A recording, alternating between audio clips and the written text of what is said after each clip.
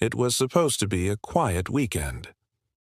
Daniel had retreated to his family's old lake cabin, a place tucked away in the pines where he could finally breathe. The cabin wasn't just a vacation spot. It had been in his family for generations, a piece of land that had survived storms, floods, and countless summers of laughter around the fire pit. But lately, it wasn't the weather threatening his peace, it was his neighbors. Or, more specifically, the neighborhood HOA president, Karen. Karen had been a thorn in Daniel's side since the day he bought the property.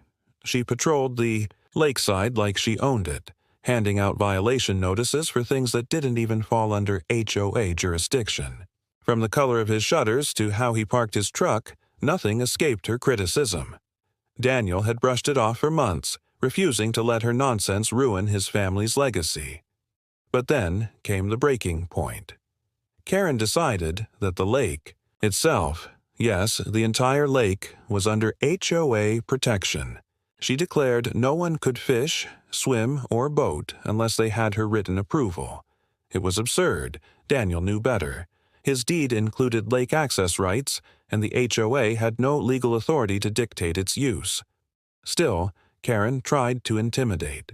Him, showing up at the cabin unannounced, banging on his door, threatening fines that didn't exist. But this particular weekend, Karen picked the wrong time to stage her power trip. Daniel wasn't alone. He had an important guest. The state attorney general.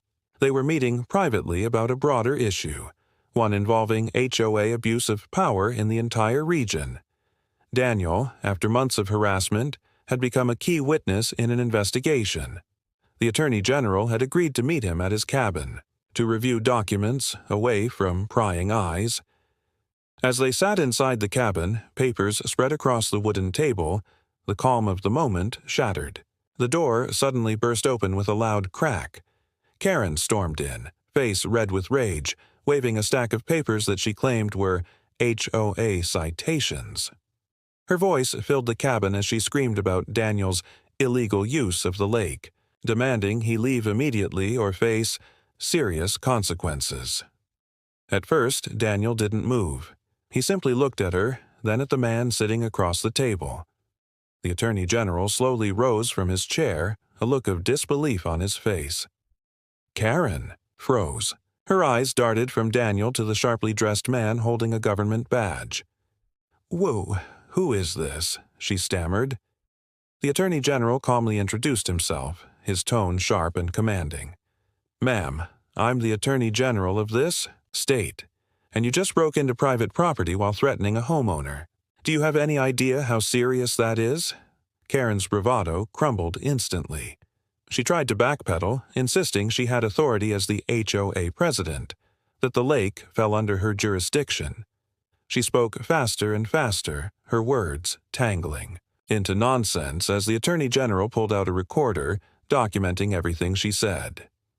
Daniel sat back, arms crossed, watching as the woman who had made his life miserable unraveled in real time. For months, she had hidden behind HOA rules, bullying and intimidating neighbors.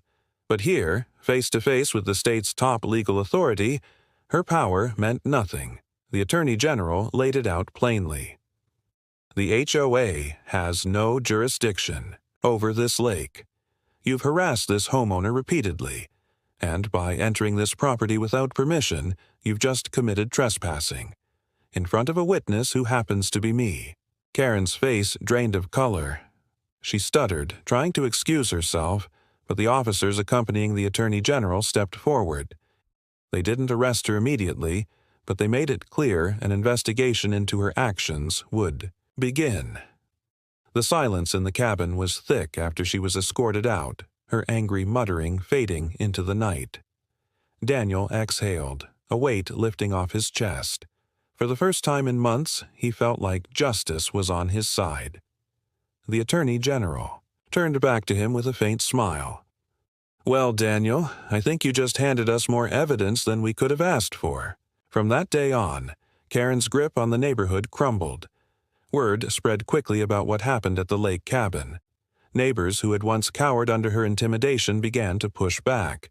Meetings turned against her. Her fines were questioned, and her authority dissolved. Daniel rebuilt his peace at the cabin, the lake shimmering once more without the shadow of Karen's threats. And whenever he sat on the porch at sunset, he couldn't help but smile at the thought. Karen had busted in, thinking she'd cornered him, and instead she'd walked straight into the Attorney General's hands.